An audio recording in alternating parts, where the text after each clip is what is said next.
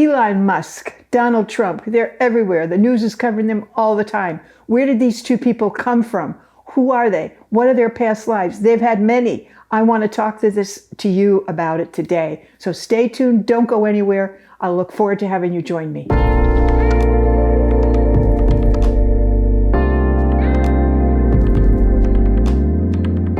Hi, everyone. It's good to be back with you. I'm Gail, Minogue, the numerologist, and I thought for a treat today, I would take a look at this person called Elon Musk and figure out who is this guy? What is his relationship with Donald Trump? So then I looked at Donald Trump's numerology chart, which then led me to the numerology chart for Roy Cohn, who was Donald Trump's mentor and had such a big outside effect on him. And you can see it in his behavior, how it mirrored Roy Cohn's teachings. And so we're going to put these three together. So I want to start first with Elon Musk. How did he get into the airwaves here? Who heck is this guy? Well, he is a Canadian citizen born in South Africa and still a Canadian citizen who basically has a chart which is sort of like jump around and turn around chart. Very, very smart, but not that grounded. Neither Trump nor Elon Musk are very grounded people, meaning that solid earth that sticks, sees something through, does it. It's that kind of energy. So looking at his chart in Elon Musk, he's what I call the flirt and flee guy. It's the guy at the party who flirts with you and you think he's just fabulous, and he makes you believe that you are fabulous, and then he flees. And so it's that kind of energy, flirt and flee, jump up and down, whoopee-doo, make a show, because he doesn't have much earth. He's basically air and water. So what does air and water make? Champagne. Air and water, air and fluid make champagne, bubbly. So you have that. And his chart, the only missing number that Elon is missing, well, he's missing 2. He's missing the 7. So he has to learn how to use the intellect, combine it with the head and heart. He's missing the 8. So he has to learn how to use his money, time, and energy well, how to use power well. So these are missing numbers. But he came back with the number 7 as his life path from his date of birth. So he's really trying very hard to learn to think and learn to rationalize and all that stuff. But again, with the 7, you have to learn how to combine the head with the heart, not just stay in the head. So he is a person who is very, what I call ingenious or smart, but not very wise. He's not a very grounded person. Doesn't mean he doesn't work hard and all that. But he has a very independent personality. This is number 1. And he's born on the 28th of June. 28th of June. So he's a sign of Cancer. And he's born in 1971. So this is where we get the 7 life path. His personality is the number 1. He definitely wants to be number 1. That's where he comes up with, I'm going to do this, I'm going to do that, and let's do this and let's do that. And he's born on a 28th day, which is another form of the number 1. So between those two, he's quite independent. And then he has for his destiny number, the number 3, which is the communicator, which is the performer, which is the person who likes to be, shall we say, in front of the camera, prancing, what have you. That's his, he'd be a good teacher. But anyway, so he has decided to use these talents to work with Donald Trump. The reason Donald Trump won this election is because of Elon Musk. It was always Elon Musk that brought him across the finish line. It gave him the money. It helped build the social media network for him, all of that. It was Elon Musk. And Elon Musk have had many past lives together. So they're very complementary. So when Elon Musk says something was crazy, like, I love this man as much as a heterosexual man could love another man, about Trump, he probably means it. And Trump just sits there in his glory and says, yeah, that's true, So these guys have been together, worked together before. Now, do they make a good team? Well, in their universe, they do. Because they're basically showmen. And Trump is very, very smart as well. He's born June 14 I think it's I wrote this out, 1946. So he has a 4 life path, very dogged, very hard work, very traditional, et cetera, et cetera. And he doesn't have any missing numbers. So that's very, very, very fortunate. He too has air and water, a little bit of fire, and he has a rising side, as they say in astrology, or how he presents. He presents as Leo. Leo is the entertainment industry. So Trump goes into the entertainment industry with his TV shows, his social media stuff. He's always selling. He's always doing this stuff. And this is why he wears a comb over for his hair, because a Leo wants to have hair. A Leo rising wants to have a lot of hair. They want to cover, if they have a bald spot, they want to cover it. So this is why it's always been a to-do about the hair. That's first part of an ascendant in Leo. But both of these men complement each other in sort of the flirt and flee. Now, what happened to Trump here, if we go back in time, he has a Saturn in Cancer. It's funny, he has a Saturn in Cancer, and what's his name? Musk has a Saturn in Gemini. So remember I said that Elon Musk was born under the sign of Cancer? Saturn in Cancer is Trump. Trump is born under the sign of Gemini. Saturn in Gemini is Musk. So when you have that, there's a backup.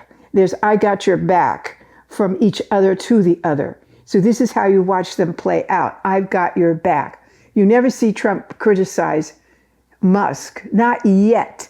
Now that may happen still, but it's not yet. So more or less in these charts, it's showing that for Donald Trump, he has got to be, he's in a position now where everything is about money, power, time. He's in an 8 pinnacle for the rest of his life.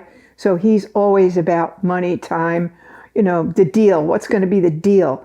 Unfortunately, the United States cannot be run like a business as much as he would like to. It never will be like a business. It's waste and all that is a good idea, but it's not going to be run like a profit motive company. That's not how it works and never will. I hope you're enjoying this information on Elon and Trump. And I just want you to know more information is coming, so stay tuned. But I wanted to bring to your attention on Saturday, March 8th at 11 a.m. Pacific time, I'm going to be doing a Zoom program on where we are with everything in the world today, in the United States today, what's happening, what's bringing this on, what can we expect the rest of this year in 2025 into 26. Information to register for this program is either below the information or it's going to be at the end of this video. So you can register and join us on Zoom. You'll get the link, and I hope you can, and I look forward to having you there. Thank you.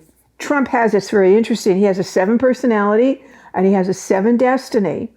So in many ways, the person who has the 7 destiny and the person who has the 7 life path, which is Elon Musk, the 7 destiny person is the teacher. So Trump is the teacher for Musk in this lifetime.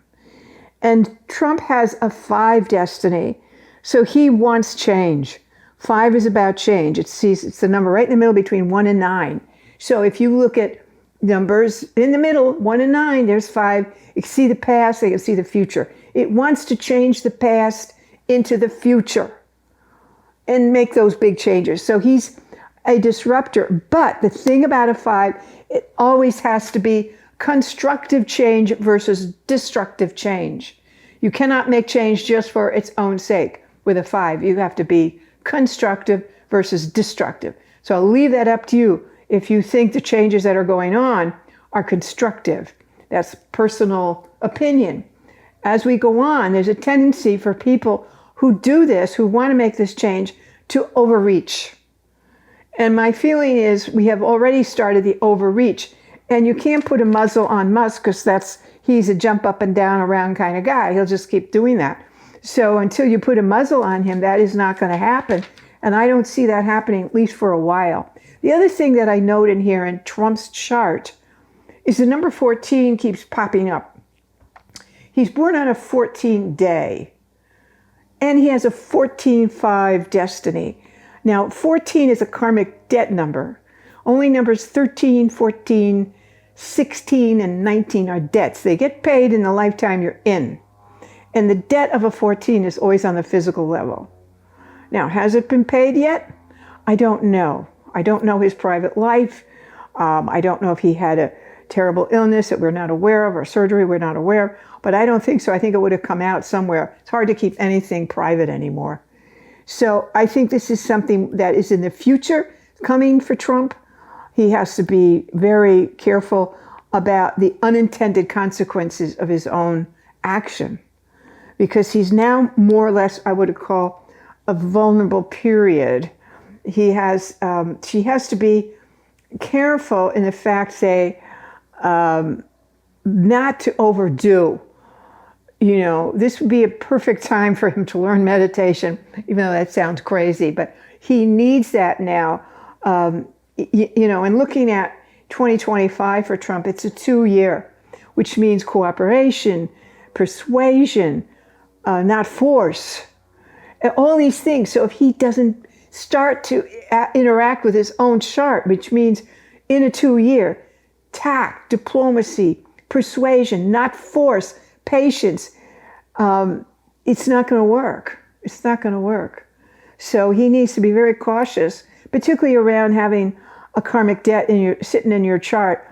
He actually has 3 because his soul numbers is 16, which is the debt in the area of infidelity. Not surprising. It shows up in his vowels that he has the number 16, which is unfaithful, a debt to be paid in that area of betrayal. He's extremely loyal to family, and that's extremely important to him.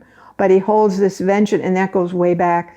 When he was around 2.5, his mother became very, very ill and could not really what we call nurture and cherish this young boy that he needed. He was much more sensitive than I think his father ever knew.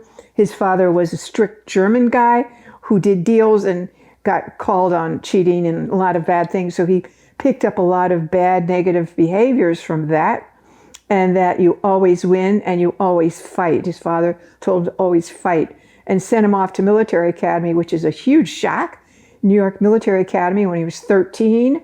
And there he had to learn fight for everything, and he bullied, and that's where part of that came in. And down the road, he met Roy Cohn, who was definitely a bully. And Roy Cohn, if you saw the movie, The Apprentice, that's right now up for Academy Awards, you will see the character of Roy Cohn. And Roy Cohn was brutal.